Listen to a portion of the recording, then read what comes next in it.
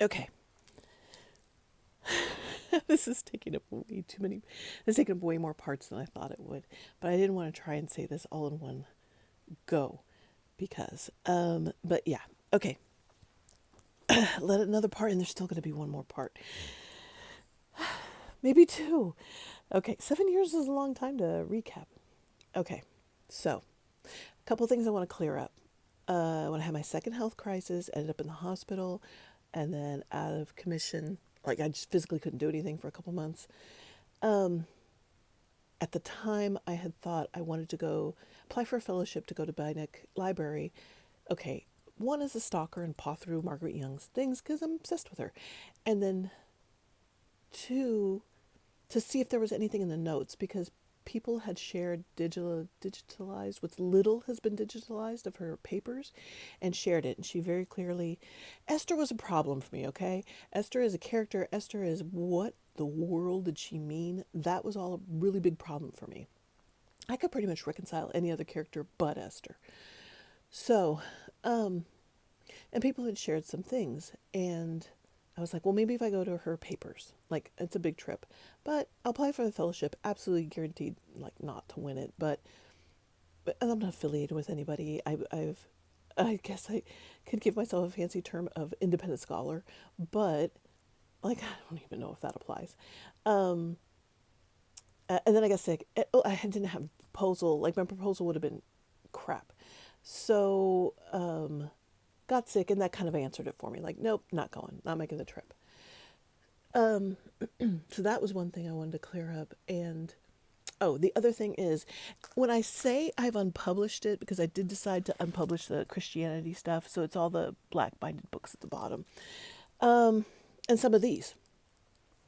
When I say I've unpublished them, it means I took them down from Amazon. I printed these books out, this writing out for me. So that was why I did it. Everything is still, and I mean everything, is still available as free PDFs. So when I tell you that they're not published anymore, you can't get them like on Amazon. You can't distribute any of those kinds of books on any other platform. Like Amazon is one of the only ones. Otherwise, they don't do guides. They don't do anything on like Barnes and Noble, Kobo, EPUB. They don't. Even the library. Like I couldn't. Some of this stuff I can get at Hoopla, Hoopla and Overdrive. Some of it I can get on there. Oh, that was a very good thing. So yeah, whatever you find on Hoopla or Overdrive, that's what they allow. That's what they've allowed to be on the platform. Otherwise, there's like this kind of literary criticism stuff that I guess this is what I'm doing. I don't know, literary analysis. Which I'm going to question in a second. But that's what they will allow. So not everything. So if you're interested in it, it could be on Hoopla or Overdrive. It could be at the library. They actually have opened that up, which is pretty cool. And then what was the other thing? So everything's available as a free PDF. Everything. Um, and then that, and then you'll find for the supposed read along of 2025 Miss Macintosh, My Darling. At one point, I gave up. That was the other thing. A lot of the other books that are there are pulled from those resources that I looked up. Like I have hundreds of pages of resources, and so a lot of that I was pulling that out as separate entities to study it to see if there was a pattern or a rhyme and reason there. Okay, so it looks like a lot of writing, but large chunks of it came from other books, which is another reason why I took everything down. It's another reason why it's all done as free PDFs as well. Okay, so next round. Next round is this, and you'll see a lot thinner, right? All right. Okay. So what happened was read along. I got sick, gave up on it, and then I tried to keep up with it. I was still doing the readings, still finding all kinds of stuff in the book to add to it. And so at one point, I just took the Life, Love, and Truth That Doesn't Fail book and then just started posting the questions. Like that's how I ended up ending that read along for 2025. I'm sorry. I just still think it had value. Those questions still have value. We'll find out in a little while. But because they were of tremendous value to me. So I think they still have value. I don't regret ending the read along like that. But there were reasons. So there were reasons. Everybody's very supportive. Like, I'm not saying anybody was giving me crap about it. The handful of people that talked to me. So about Miss Macintosh, not my obsession with Miss Macintosh by Darling. But yeah, okay. So over the winter, I had a lot of downtime because I had resolved the read along of what I was going to do with it. I decided to take reality and illusion, since that was the main thing I felt in the book, and do a year-long study of it, and it would span a month. I thought that would be easier to handle, and then I was going to be done. I didn't know. There was no definitive answers or anything like that, but at least I felt like, some point this has got to. I'm just too stupid or too dense to get it, and I'm just leaving this for somebody else to pick up, because the younger generation needs to come along and pick this up, because that's how her work will continue. So I had the winter to sit on it, because we had a nice big snow. So we had, a foot of snow on the ground for a very long time. And so there was I don't want to go out. And I'm also a woman of a certain age that is going through this thing called menopause, which takes about 14 years to completely shut down an entire system in your body.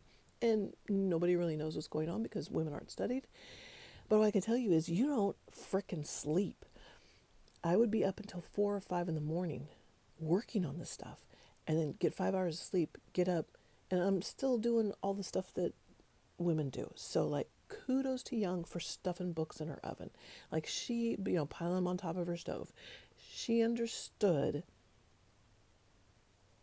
the amount of work that there's just, if you allow a woman to sit down and think, like, just to sit and assume the thinker's position, this is what happens.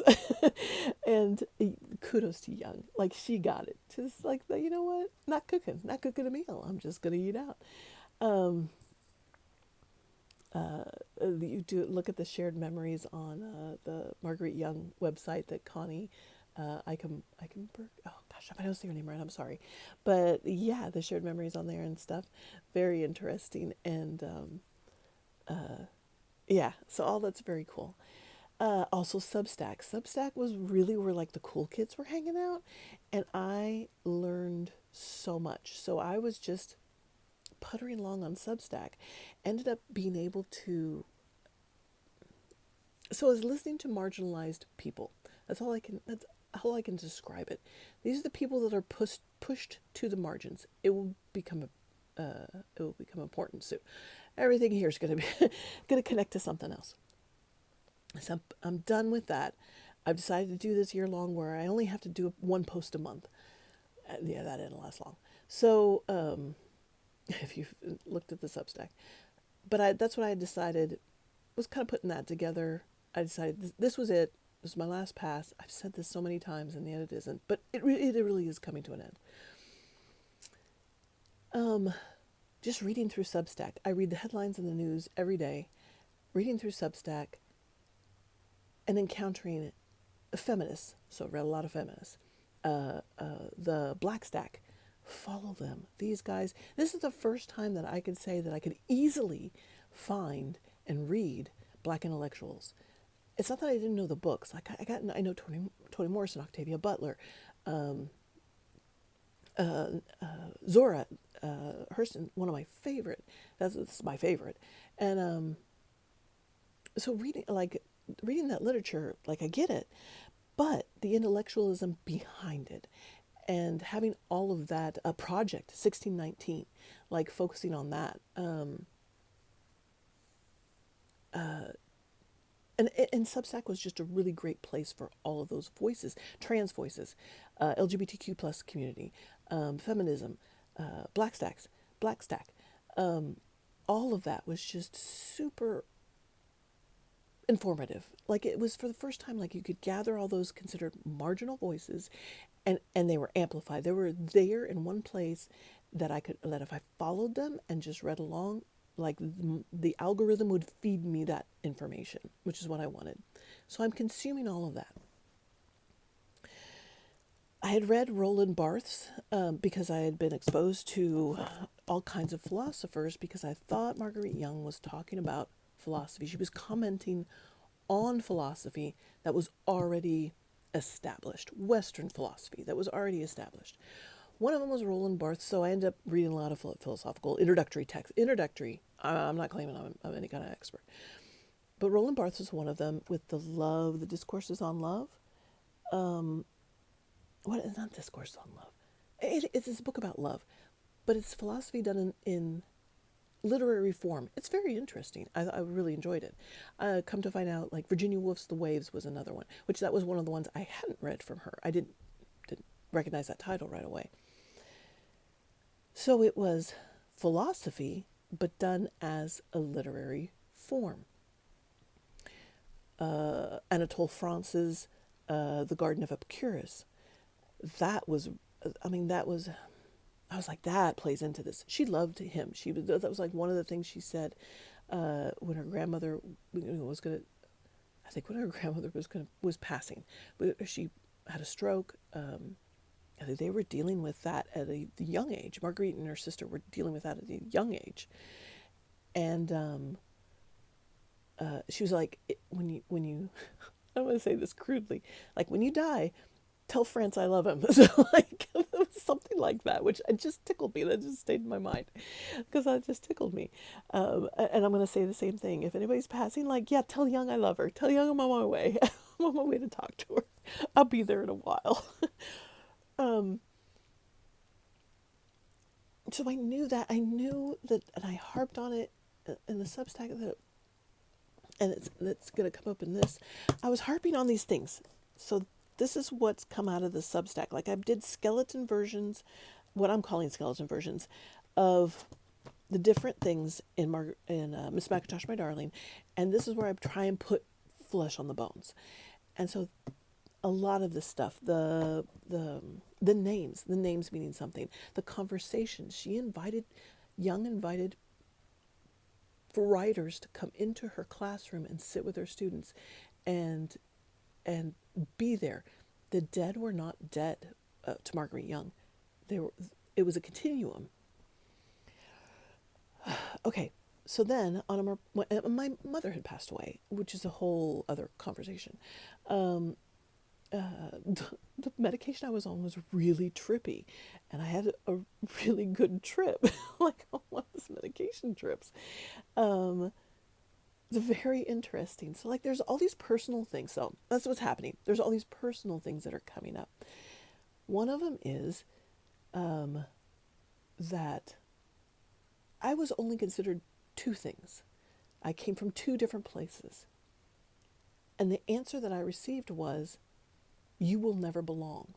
And that is just with coming from two places.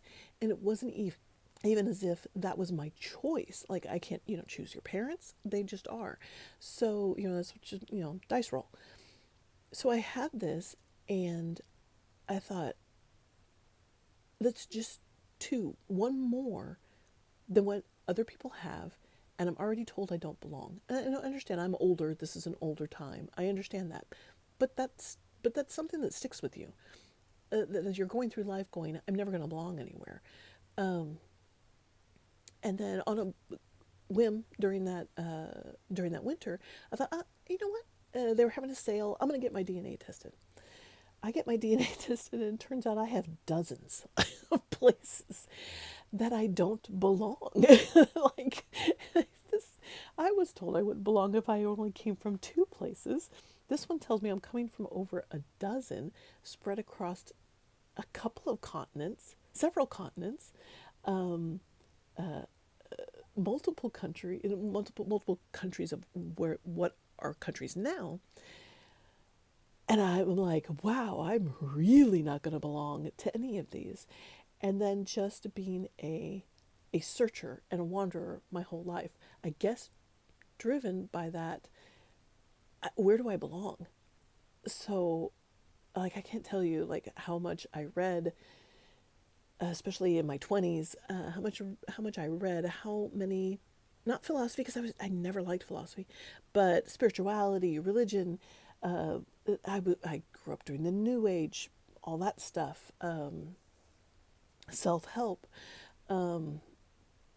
12-step movement. That was a huge thing that broadened out not just for drugs and alcohol, but for anything else. Um, and I was a part of all that for like 10 years. And then I got married, had a kid, and that like took up the rest of the time because like that just does. In working and everything. So now I'm at this place where I'm able to reflect on that and thinking, so what if, so I'm not this one person. I'm not this one person. I've never been able to belong to a group because at some point the group always hit a ceiling that I could think beyond. And if I can think beyond something, then it must exist. So it's going to play into a couple of things, right? So you're gonna say, hey, so this one puts some flesh on the bones for stuff that's in here. This. So I don't, so I can't tell you when, but anyways, I'm more than one person. And then when I thought about it, I'm really more than one person. Not one person as in multiple personalities. I have this and this and this and that and this and this and this and this and that and this and this and this and this. I had read Ellman's Ducks, Newburyport Ducks. I could only read half of it because it was just anxiety inducing, which was the point, but I understood it. That's a literary book. I understood it. Paper Pills was picking up Making of Americans by Stein. I could read that. There was no problem with that. Like, you just go through and you got it. Like, oh, okay, oh, okay. Yeah, we're in the process of becoming, I get it. And so I'm like, those two books are really similar to this. Why don't I get this? Why don't I get this? And so again, I said, look how much I don't belong and how much composes me. And what if none of that is a problem? What if that is nothing that needs to be fixed? What if that's just who I am? And the relief that comes over yourself. And I'm like, well, that would apply to anybody at the margins. That would apply to anyone. Because what's being told is you must be this one thing and you will not be acceptable unless you are this one thing. What if you're not that one thing? What if there's no way that you could ever force yourself to fit in the box and be this one thing? Hello, mon petit. That was the first thing. And that was relief. That was incredible. It was an incredible sense of relief that I thought that. And then was also going over, oh wow, this is going to be long. Hello, mon petit, you came at such a good time. Goodness. Okay, so then what if, this is going to be a long one. What if, so in menopause, it's not depression, it's not sadness, but yet it's still grief. My mother had passed. That brings on a whole kind of reflection. And it's not depression. I don't know how to say this. It's not depression. It's not sadness. It's just grief at what is. And I've heard other people call it different things. Like you're empathetic. You're empathetic. It's the empathy. You're able to put yourself in someone else's shoes and think, oh my gosh, like how do you get through that? And Toni Morrison's Beloved sticked with me because it was a book I couldn't finish either, because I can't imagine carrying that kind of grief. I cannot. And I remember taking I take multiple walks with my dog, who for being 10 pounds, when she sticks all four legs behind those 10 pounds, it becomes 50 pounds. And hello, mon petit. And she could just yank me off my feet. I swear, that little dog. Anyways, she's not a well-mannered thing. What would happen? I would rather just return to the earth. And then that got me thinking about the earth and how Jung says our lives are really, really, really short, and death is really, really, really, really long. And what happens is it builds up. I've read Braided Sweetgrass by Kimmerer, and I've always been interested in indigenous. Lo and behold, that's part of the 12 things I'm made up of. And so I've always been reading and thinking about, what do they have to say about anything? Everything. So there's that. And then it's like, it's the deaths. It's the deaths that impact you. And you carry this grief. And you wonder, how can it be carried? And so I was returning to the earth. The earth is the only living thing big enough to carry it. Okay. Also, where did this come in? I had this all in my head, and now I got to remember it. Because again, brain problems. So then, So then I look at America as I'm watching it being torn apart. And I'm thinking, was it ever real? Like, if it can be so easily torn apart, was it ever real to begin with? And going back to Jung and Angel in the Forest, talking about utopias and what was trying to be built on America, and looking at Jung and looking at this, and where she makes a comment of, what if indigenous people had the utopia and we came along and ruined it? Like, what if that's what happened? That message comes across in this book, and I can't point out exactly where, but don't worry, I'll be reading the book again. So then that makes America a failed utopia. And if it's a failed utopia, what is it saying? So let's look at it that way. So then I come up with a huge series, which I'm still working on, called it's America's a Failed Utopia, The Long Con. When you look at all the things, America, the Constitution was written as America being a universal language, democratic, all these things, supposedly, and it was written by very smart men, supposedly all these things, but yet none of it can happen without hundreds of years of fighting to try and make society, the way it is said in the Constitution in universal language that it was supposed to be. And if that's what's happening, then this is a con. This is a con job. This is a long con. And so I'm going through every single aspect of it and pointing out, hey, this is a con. They never meant it. This was never written for that.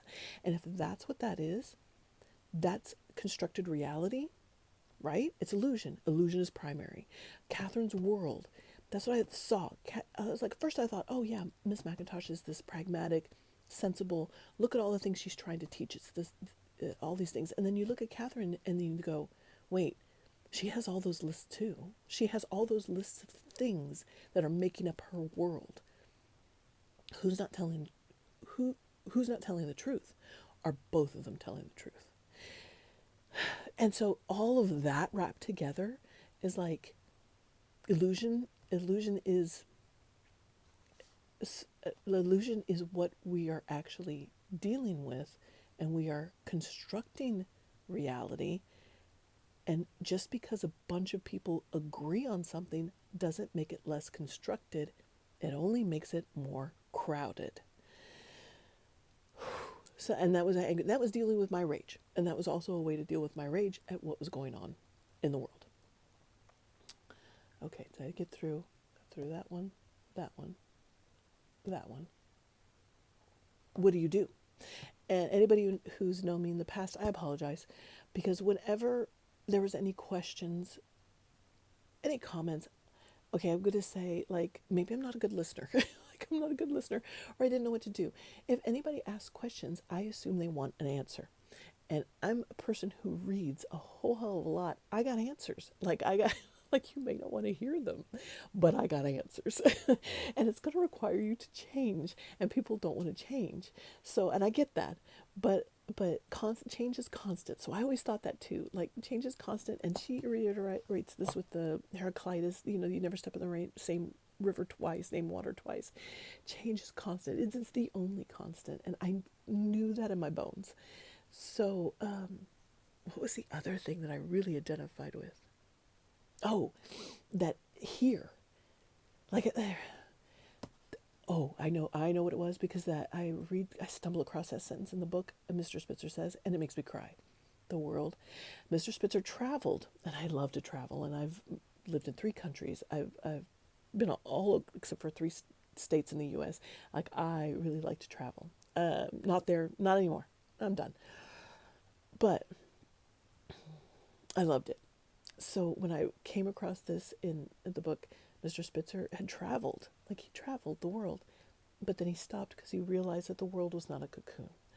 Oh, that's just, and I was just like, yeah, there's no what if there's no transcendence? What if there's no transformation? There's no, this is it. And I know I've ranted in a Substack post. Like, I firmly believe this. I had gone back because there's lots of pagan stuff in the book, and I went back to, yeah, the earth is sacred. What's sacred? What's sacred? The earth is sacred because without it you will die. Water is sacred because without it you will die. Air is sacred because without it you will die. I'm going to throw fire in there just because without it it'd be a whole hell of a lot less comfortable. So we can throw that one in. So there's that one. And I realize, and I know, so part of the problem with me is that on the one hand, I can look at things, I can witness, see things, look at things. And on the other hand, I want to give you answers. And that's not the best way to be. The best thing to do with someone is just to see it. This was also something that happened clear back during W and the Second Iraq War. And that idea that to see the damage that was being done because it was important to be a witness, not because you were looking for trauma porn, not because you were a glutton for punishment, not because you were masochistic, but that if it's not witnessed, then people say it didn't happen. Okay, and that popped up again. I don't want to get this banned, but with the, I always like my drinks very, very cold. There's something you put in your drinks to make them very, very cold. And to have that happen, which has been happening to the marginal people in the U.S. for a very long time, but this time it happened to somebody different. And to watch that and be told, what you see, you're not seeing what you see. You are not witnessing what you've witnessed. It happens in many forms. That's there. So I got that. And then,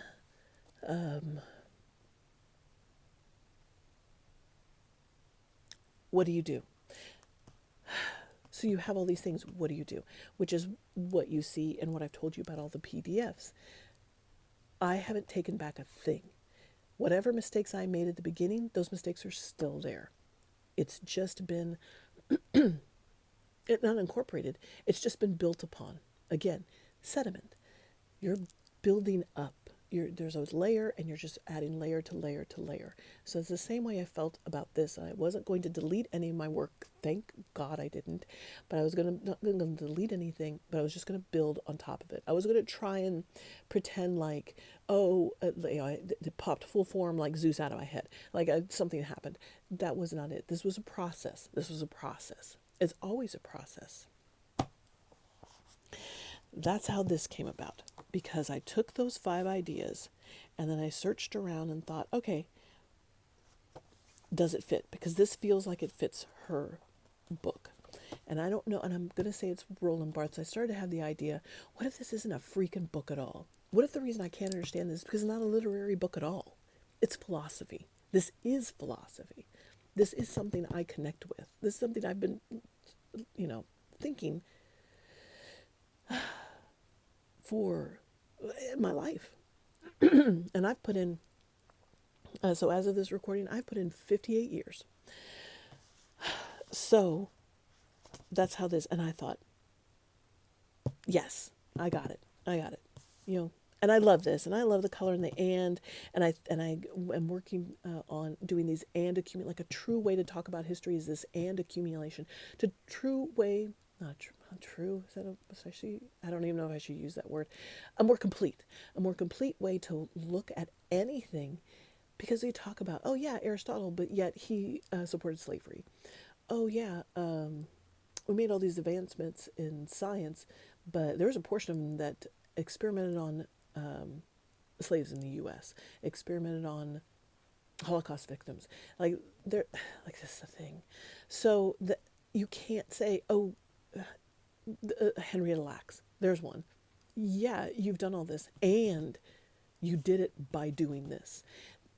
If you use this, and you are trying to encompass a complete picture and history of what happened. You're not leaving anything out. You're not flattening anything. You're not glossing over anything. You're trying to be complete. I was very proud of this. I was so happy with this. I was sharing it, and it's awesome. And then I go back again. And that's where this one comes in. And there's more. Because of course there's more. But this one was more of, again, more ideas of, I knew, like, how do you know things? What part does language play in it? And then it was like, oh my God, this has implications for philosophy itself, because it's not the vein that Western philosophy goes into.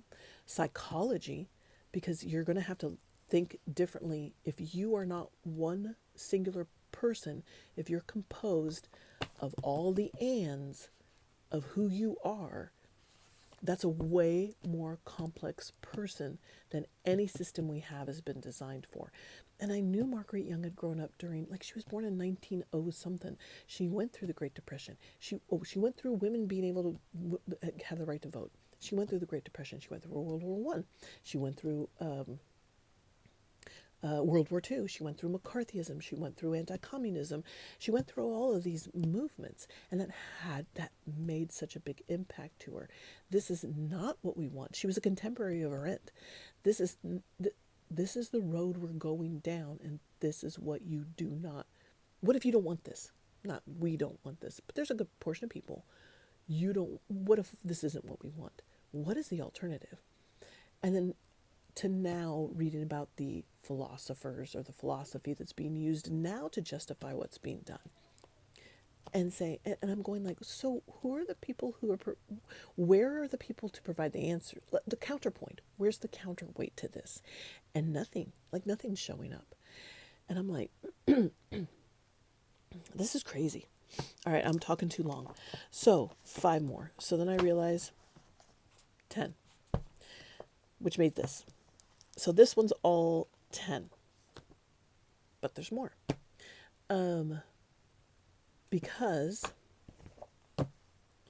anyways, there's implications for philosophy, major implications for philosophy, psychology, and politics. Young was deeply political. So I know all of you are like, oh, please, I don't want to think politics. Yeah, the personal was political. She was political.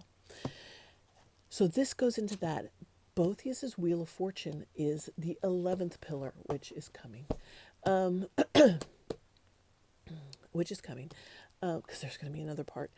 But you could write a dissertation or a thesis just on her use of a reimagining of Boethius's Wheel of Fortune as you on the plane. She talks about the horizontal and the vertical.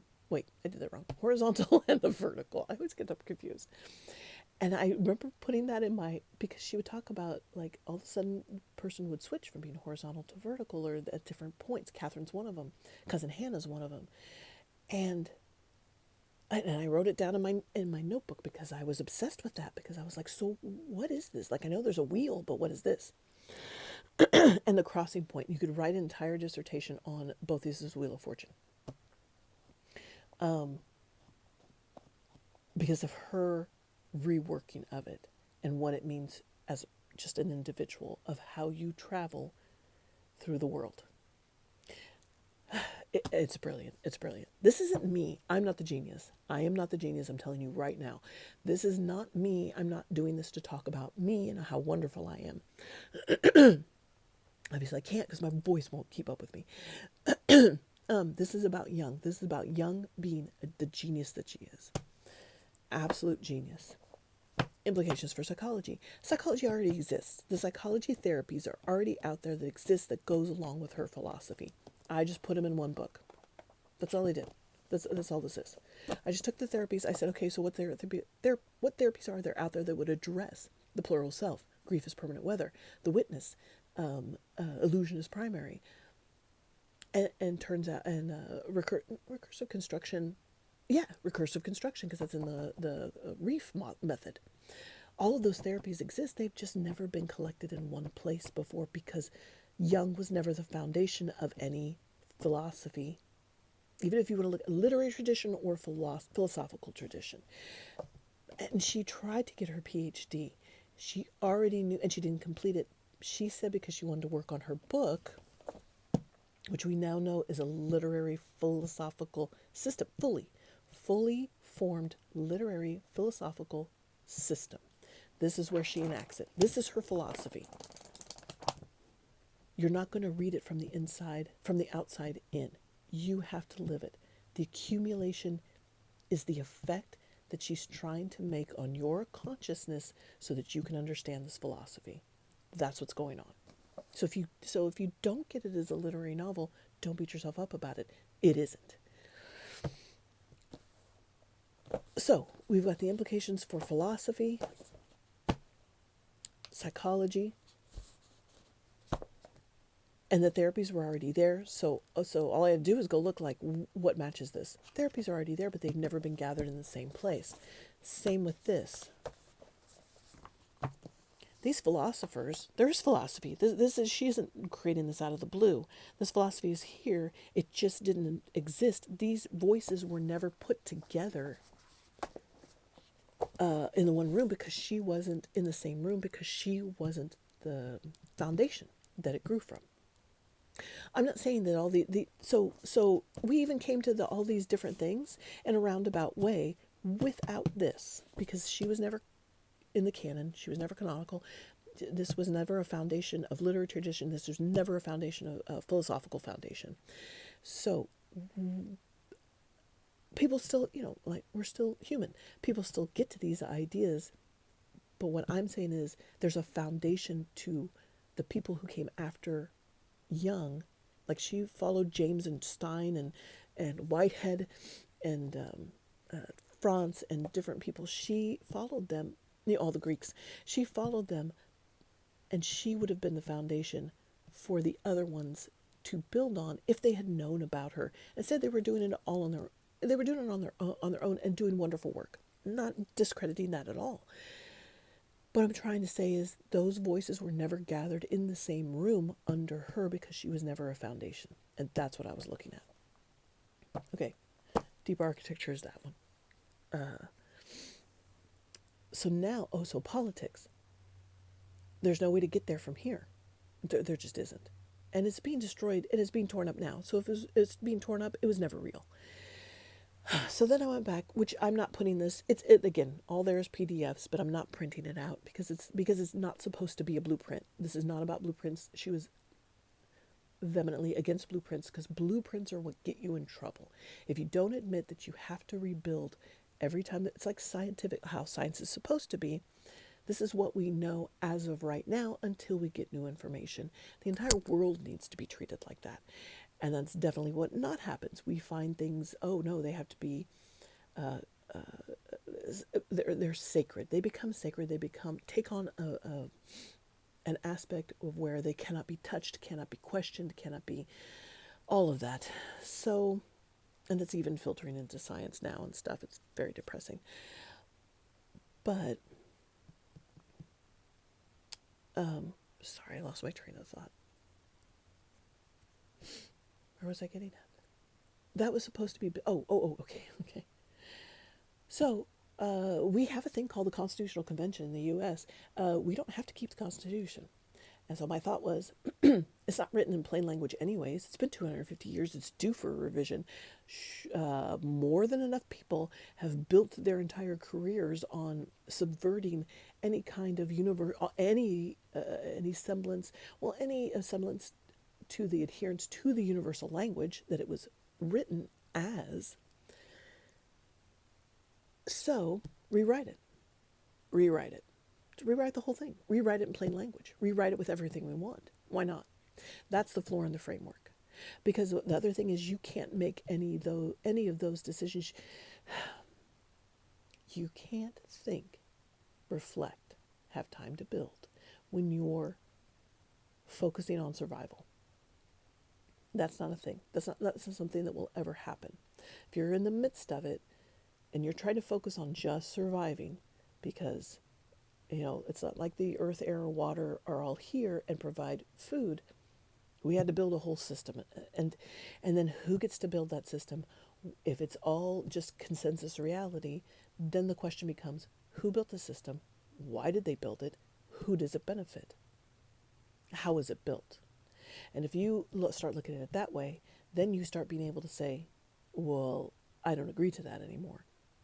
So what do I want to build? What do I want to see built? How do I want to see it benefit everyone, hopefully? So you start asking different questions, and it makes that long con fully visible and fall apart. Oh, and I'm podcasting a lot of this. I've made audiobooks of them because I want to listen to them because it helps me. I don't have an editor, so if you find mistakes, don't come bitching to me. I don't care. This is just me. So don't come complaining. Don't. There's nobody. Nobody's paying me to do any of this. Nobody's asking me to do any of this. I'm doing this to myself. I am completely insane. So I'm podcasting a lot of this. I don't know. Just because I know people are busy. They don't want to read. They want to listen. They want to watch. Video hates me, so I'm. Is this still going? Oh yes, thank God. So it didn't cut off in the middle of it. This resolved Esther for me. Be back in a whale is what Esther says, and the whale is the same thing when she says the beginning is the end is the beginning. The book has no beginning, middle, and end, because life doesn't have any beginning, middle, and end. You learn something, then you step back and reflect. You think about it, and then you come back to it. Job goes into the whale, thinks about it. I love this cover. It's my favorite cover. It goes back into the whale, thinks about, then gets spit back up, goes about his time, knowing that you're going to go back in, because that's life. That's life. You're always going to be starting over again. You're always going to go back. You're going to come out thinking I've got it all. And then you're going to go back in. And then you're going to realize you don't, because you're going to bump up against something in life. And then you're going to have to think about it. You're going to have to step back and go, okay. And you're going to have to think about it. Okay, now where am I? And then come back. So the question, I'm podcasting this book. And the question is not if I will cry. The question is when I will cry. This book is my personal, and this is only on the first 5 pillars, because they were so moving to me. As you've heard, I choked up just talking about some of it. This is me in the first 5 pillars. This is my reaction to what I think this book is about, how it affected me, and it was deep. It was emotional. It was profound. All I can say is profound in that it was a relief. It was happy. Not, I'm saying not happy and joyful, like I'm generally a happy person anyways, but the relief, like just a big sense of relief. Wow, I've been kind of thinking about this for a long time, my whole life, and here we go. I have some soulmate that did this. And I'm like, it's crazy.